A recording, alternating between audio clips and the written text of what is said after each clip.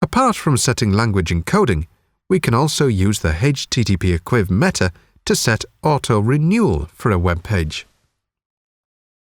First, you set HTTP equiv to refresh.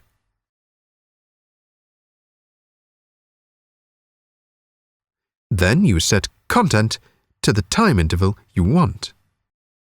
For example, you can ask a web page to refresh itself every 5 seconds.